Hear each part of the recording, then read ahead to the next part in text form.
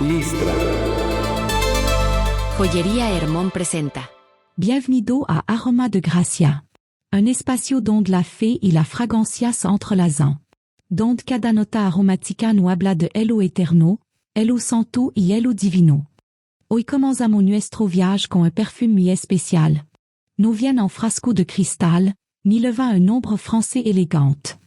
Este perfume se ofrecia en el corazón del tabernáculo, donde la presencia de Dios habitaba. Hoy, descubrimos el perfume del altar. Aromas de gracia en el viento, un regalo que llena el momento. Cada nota resuena en el alma y el corazón se calma. Éxodo 30 versículo 30 y 4 y 35.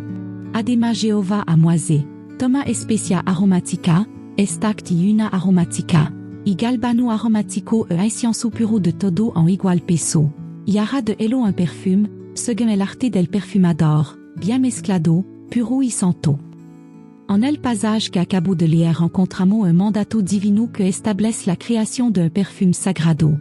El cual tiene un significado profundo en el contexto de la adoración y la relación entre Dios y su pueblo.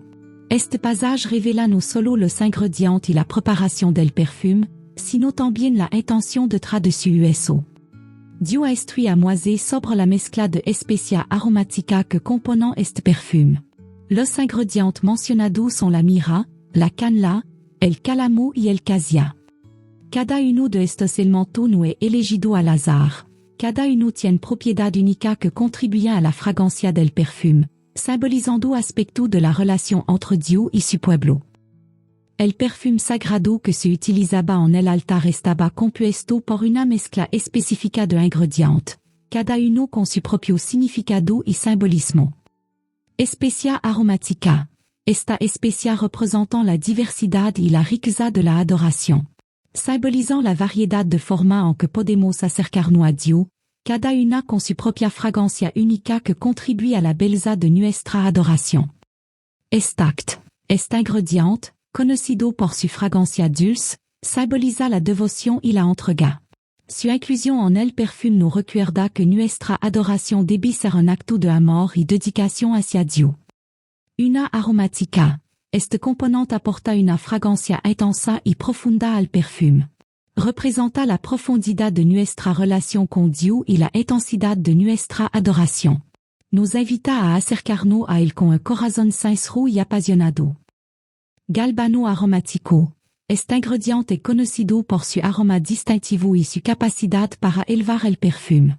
Simboliza la pureza y la santidad en nuestra adoración, recordándonos que debemos acercarnos a Dios con corazón limpio y vida dedicada a su servicio.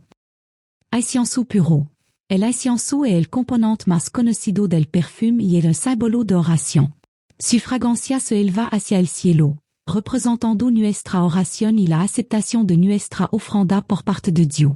El incienso puro nos recuerda que la adoración debe ser un acto de conexión espiritual con el Creador.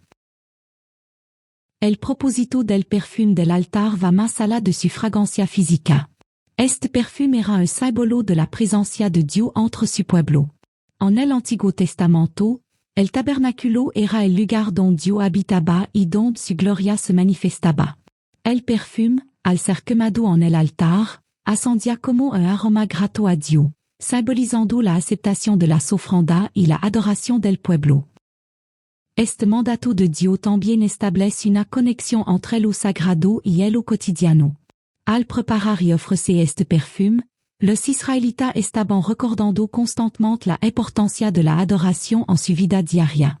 Cada vez que se encendía el incienso, se evocaba la presencia de Dios, y el pueblo era llamado a recordar que su relación con él era central en su existencia. La obediencia a este mandato era crucial. Dios no solo proporciona instrucciones sobre cómo hacer el perfume, sino que también enfatiza la necesidad de seguir esta instrucción al pie de la letra. Esto nos enseña que la adoración a Dios no puede ser algo improvisado o casual. Debe ser un acto deliberado y reverente. La manera en que nos acercamos a Dios en adoración refleja nuestra comprensión de su santidad y nuestra disposición a honrarlo. Dios establece un principio fundamental sobre el uso del perfume sagrado. Este no debe ser utilizado para fin común o profano. Esta instrucción revela la importancia de la exclusividad en la adoración y cómo el uso sagrado debe ser tratado con reverencia y respeto. La exclusividad del perfume del altar no solo se refiere a su uso físico, sino que también nos enseña lección profunda sobre nuestra relación con Dios y la manera en que vivimos nuestra vida. Este perfume del altar fut diseñado específicamente para un propósito divino. Ser un aroma grato que ascendía a la presencia de Dios durante los rituales de adoración. Este perfume era una mezcla única de especias, cada una con su propio significado simbólico, y su creación estaba destinada a honrar a Dios en el contexto de la adoración. Al prohibir su uso en cualquier otro contexto, Dios establece que el uso sagrado debe permanecer separado de el uso común. Este principio de separación resalta la naturaleza especial de el que se ofrece a Dios y nos recuerda que la adoración no puede ser trivializada. La exclusividad del perfume también refleja la santidad de Dios. En Levítico 10:3, se nos recuerda que Dios se manifiesta en su santidad y que aquellos que se acercan a él deben hacerlo con reverencia. La instrucción de no utilizar el perfume en contexto profano nos invita a considerar cómo tratamos el uso sagrado en nuestra propia vida. Cada vez que adoramos, cada vez que oramos o nos acercamos a Dios, debemos hacerlo con la comprensión de que estamos participando en algo que trasciende el cotidiano. La prohibición de usar el perfume para fin no sagrado también subraya la necesidad de reverencia en nuestra adoración. Cuando nos reunimos para adorar a Dios, debemos hacerlo con un corazón lleno de respeto y asombro. La adoración no es solo un acto ritual, es una expresión de nuestra relación con el Creador del universo. Al tratar el uso sagrado con desprecio o ligereza, corremos el riesgo de perder la esencia de lo que significa adorar. La reverencia en la adoración implica reconocer la grandeza de Dios y nuestra propia pequeñez. En Isaías 6, el profeta tiene una visión de la gloria de Dios y se siente abrumado por su santidad. Esta reacción de asombro y humildad es el tipo de actitud que Dios desea en nuestra adoración. La exclusividad del perfume nos recuerda que debemos acercarnos a Dios con corazón limpio y dispuesto a honrar su nombre en todo momento. La exclusividad del perfume del altar nos llama a vivir en santidad. En la primera carta de Pedro capítulo 1 versículo 2 dice, se nos instruit, sed santos, porque sois santos. Esta llamada a la santidad es un recordatorio de que nuestra vida debe reflejar el carácter de Dios. Al ser santos, no solo honramos a Dios, sino que también nos convertimos en un testimonio para los demás. Cuando vivimos de manera que reflejamos la exclusividad de nuestra relación con Dios, atraemos a otro hacia él. La exclusividad del perfume nos desafía a ser intencional en nuestra adoración. No podemos permitir que la rutina o la complacencia entren en nuestra relación con Dios. Cada momento de adoración debe ser un acto consciente de entrega y devoción. Al igual que el perfume fut creado con ingredientes específicos y un propósito claro, nuestra vida debe ser vivida con la intención de glorificar a Dios en todo lo que hacemos. La adoración en Israel no era emocionalismo vacío ni repetición religiosa. Era algo que implicaba el alma, el cuerpo, los sentidos. El aroma del incienso recordaba al pueblo que todo lo que se ofrecía debía ser puro, separado, sin mezcla. En el silencio del lugar santo, ese perfume hablaba sin palabra. Era un langage espiritual que Dios entendía. Y ese mismo principio espiritual se aplica hoy. Puede que ya no tengamos un altar físico ni un templo de cortina, pero Dios sigue esperando que nuestra vida tenga aroma. Que nuestras oraciones, nuestra canción, nuestro acto de obediencia, nuestra lágrima y nuestro silencio, suban como fragancia delante de él. Que lo que hacemos en el secreto tenga olor de cielo. Pero aquí es algo más profundo. El incienso no podía usarse para fin personal. No se podía imitar para disfrute humano. No se vendía en el mercado. Era santo, y debía mantenerse separado. Eso nos enseña que la verdadera adoración no se mezcla con intereses egoístas, ni se ofrece para ser vista o celebrada por los demás. El perfume del altar es solo para Dio. En un mundo lleno de imitación, fragancia falsa, y emoción producida, Dio sigue buscando corazón que ardan como incienso verdadero.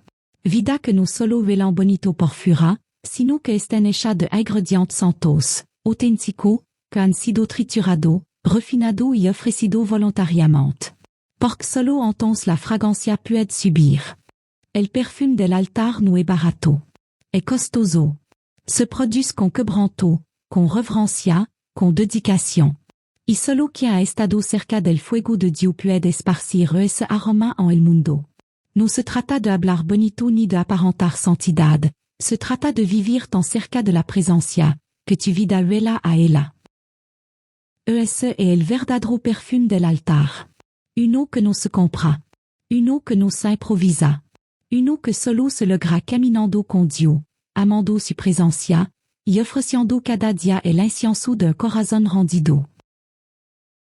A todo esto, ¿a qué huele nuestro perfume? Y esa combinación huele a cielo antiguo, a misterio sagrado, a presencia reverente. No es un aroma moderno, ni comercial, ni diseñado para la seducción. Es un perfume de Elo eterno. Vamos a descomponerlo sensorialmente, sin dividirlo, como si Elo percibira al entrar al lugar santo del tabernáculo. Al acercarte al altar del incienso, el air se torna denso, cálido. Te envuelve un aroma dulce, pero no empalagoso. Un dulzor que nace de la resina que ha sido quemada lentamente, como si levara siglo encendiéndose. El incienso puro, o olibano, es Elo primero que se elva. Es resinoso, un poco cítrico al comienzo, pero pronto se vuelve humo suave, envolvante, casi etéreo. Es el aliento mismo de la oración. Entre ese humo se cuela algo más terroso, más profundo, la extract, una especie de mira líquida. Su aroma es más oscuro, casi medicinal, pero cálido. Tien nota que recuerdan a madera mojada, a la profundidad de Elo humano quebrantado, a un perfume que duele pero purifica. Luego, sin previo aviso, emerge una nota punzante, piquante, como un clavo quemado o una canela sin azúcar. Es la una aromática, intensa, poderosa, que corta Elo tibio y despierta le sentido. No es un olor cómodo, es provocador, casi desafiante, como la santidad misma. Y entonces viene Elo inesperado, una nota verde, amarga y salvaje que Elo atraviesa todo. El galbano.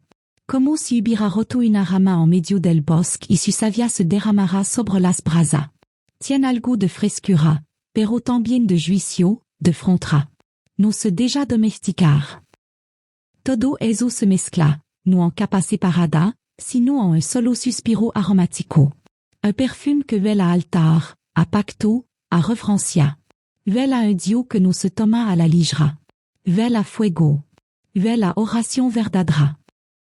Hoy en día, algunos perfumistas niche o artesanal han intentado recrear fragancias similar como Avignon de Comme des Garçons, Kyoto. Pero ninguno puede igualar el alma espiritual de esta mezcla. Porque este perfume no solo olía, hablaba. El perfume del altar no se improvisa. Se prepara cada día, en Elo secreto, cuando nadie mira.